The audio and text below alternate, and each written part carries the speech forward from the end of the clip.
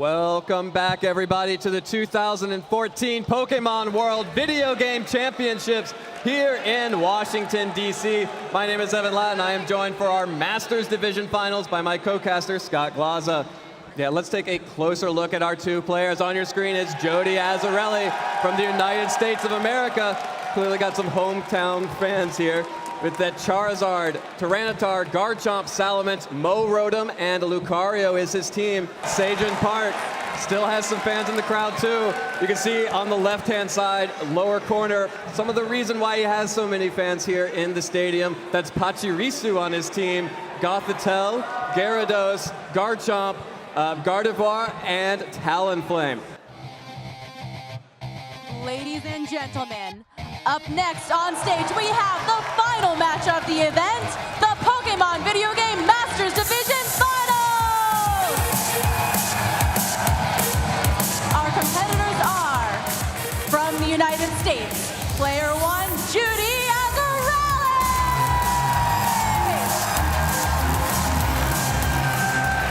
Versus player two, from Korea, Sejun Park!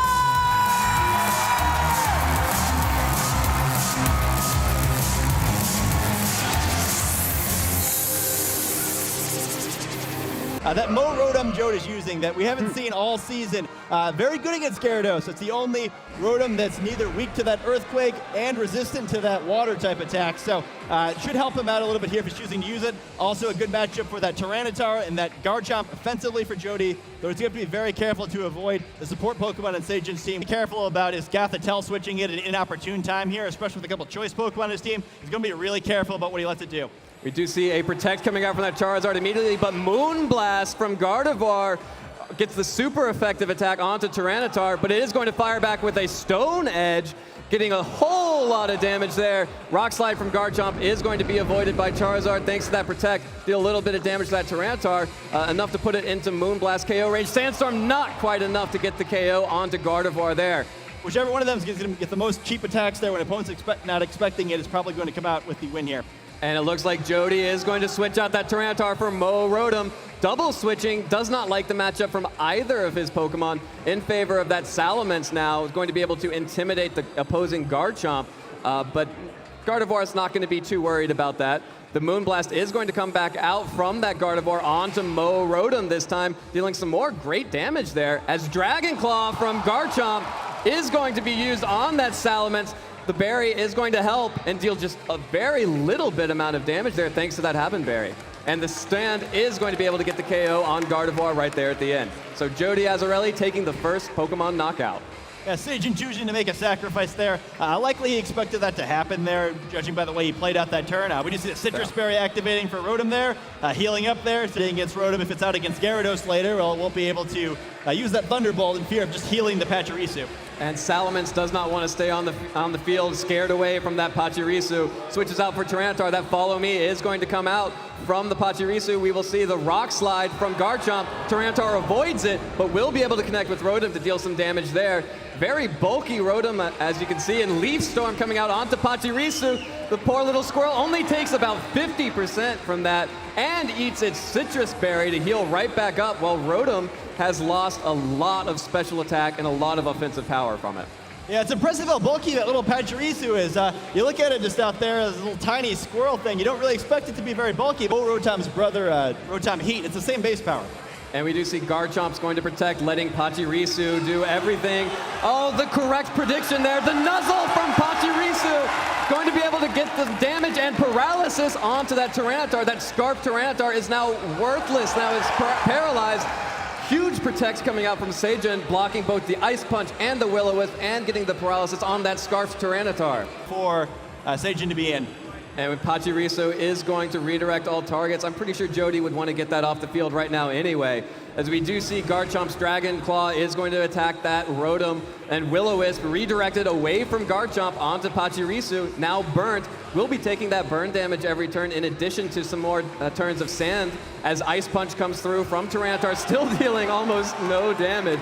And fortunately for Sejun, that Sandstorm is going to subside this turn so that we don't have to worry about any additional chip damage. Sejun's definitely setting up to make a comeback here. He's trying to win the late game, not necessarily just on Pokemon score. And it looks like Sejun's going to protect his Garchomp, sending out Talonflame as Protect comes out from Pachirisu. Going to try and keep that Pachirisu on the field. Leaf Storm into the Protect. Ice Punch into that Talonflame. That's some good damage onto Talonflame. And the freeze! The Ice Punch gets the freeze onto Talonflame. It's stuck in mid-air. Can't do anything. And Talonflame is... the thaw as Overheat comes out from Talonflame. Sejun is not playing around. Overheat gets the KO onto the Mo Rotom, Mo problems. It faints and goes back to Jeudy's trainer. Tyranitar is still out though. You see the Life Orb from Talonflame as Super Fang from Pachirisu. Not dealing quite that much, but the paralysis. Tyranitar fully paralyzed. Sejun was not happy about that turn of freeze.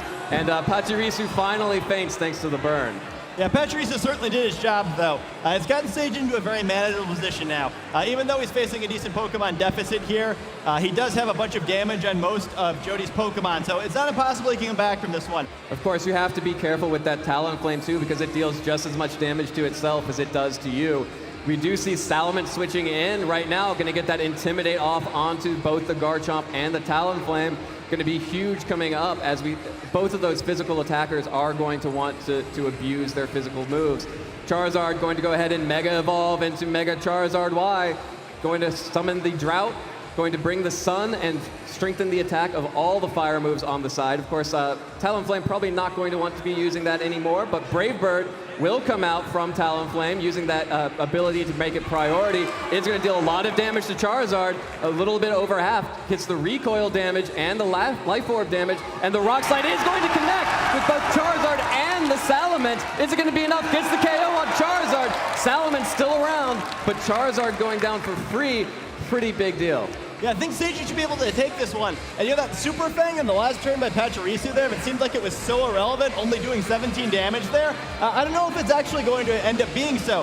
With that extra damage there, you're going to feel very safe that even intimidated, Talonflame can finish off this Tyranitar if it needs to. We've already seen that the Salamence has the Hobbenberry, not a Choice Scarf, so Garchomp should be able to finish it off. And we see the forfeit. Yeah, Jeudy going ahead and forfeiting, and Sejun Park takes game 1 of this best-of-3 set. We are going to go right into game 2. Sejun on the top of your screen, Jeudy on the bottom. Salamence and Lucario going to be the leads for Jeudy this time, as Sejun's going to go ahead and throw out that Garchomp and Gardevoir once again. So Jeudy switching up the leads a little bit, and Sejun just decided to go with what works. It's capable of Mega Evolution, and we see it here.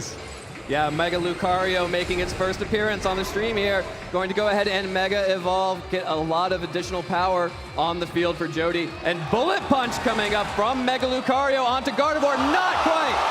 Not quite enough for the one-hit KO. Dazzling Gleam, the choice from Gardevoir. Super effective damage on Salamence, and the Earthquake not affecting Salamence or Gardevoir thanks to that telepathy, but will be able to get the damage onto Lucario. Is it going to be enough? Is Mega going down? The Mega goes down. Turn 1 for Jeudy. A huge gambit from him, did not pay off, but Rock Tomb from Salamence going to hit that Garchomp and slow it down just a little bit. Yeah, excellent play there on Sejun's end. I don't know if he trained his Pokemon with that Lucario Bullet Punch in mind, but I think that was one of Jody's main tricks in this matchup, the ability to use that Mega Lucario, which hadn't been seen before, and try to get a quick knockout of that Gardevoir, pushing moves again, creating a much more winnable endgame situation for Sejun. Jeudy is going to protect that Salamence, does not want to let this Dazzling Gleam get the KO there. Going to deal no damage to that Salamence, but super effective damage onto Tyranitar. Rock Slide is the choice from Jeudy. That's the play. Going to pick up the KO onto Gardevoir, get some damage onto Garchomp. Hope for a flinch here. Could be a huge for Jeudy. The Earthquake is going to go through. No flinches. Earthquake onto Tyranitar. Super effective hit. Is it going to be enough? No! Survives with just 12 HP. Salamence taking some Sandstorm damage, but a good KO, a KO that Jeudy needed. And we haven't even seen 2 of Sejun's Pokemon yet. Yeah, and it looks like it's going to be Pachirisu. Pachirisu on the field, capable of redirecting any attack from Salamence now that Garchomp's slower thanks to that Rock Tomb. So it's a great play from Sejun to bring that back out. There's also the threat, too, of a Super Fang gear, but do see the Follow Me. Yeah, Follow Me coming out from Pachirisu. Jeudy keeping both in. Rock Slide coming out from Tyranitar. Going to have to hope for a flinch onto that Garchomp. It looks like we do see some small damage on both. Draco Meteor from Jeudy onto that Pachirisu. probably originally targeted for that guard jump, will connect, will deal some good damage, but we've already seen not enough. That Pachirisu so bulky, if that Mo Rotom's Leaf Storm wasn't proof enough, it just tanked a Salamence Draco Meteor, and no flinch! So Rock Slide does come out from guard jump. That should be a double KO. No! 2 HP from Salamence, but fortunately, we'll have to see, will the Sand stick around? Yes, one more turn of Sand does pick up the KO on Salamence. So double KO for Sejun that turn. Yeah, this game, he does get the Pokemon lead. A big 3-1 advantage now. He still has his redirection available with Pachirisu here, so hard to imagine anything Jeudy can do here. I never thought I'd see the day where Pachirisu was a world champion, but it looks like we're on the verge of it here. Yeah, and it looks like Mo Rotom is going to be Jody's last hope to keep the world safe from world champion Pachirisu. But up against the Garchomp and the Pachirisu. Pachirisu, of course, could take one for the team, use that follow me to redirect any attacks from Mo Rotom. But instead, Pachirisu is not going to do any of that. It's going right on the offensive. Super Fang going to take away half of Mo Rotom's health. Dragon Claw right back after a critical hit! A critical hit, and Sejun Park takes down Mo Rotom. And Sejun Park is your 2014 Pokemon World Video Game Champion in the Masters Division. The crowd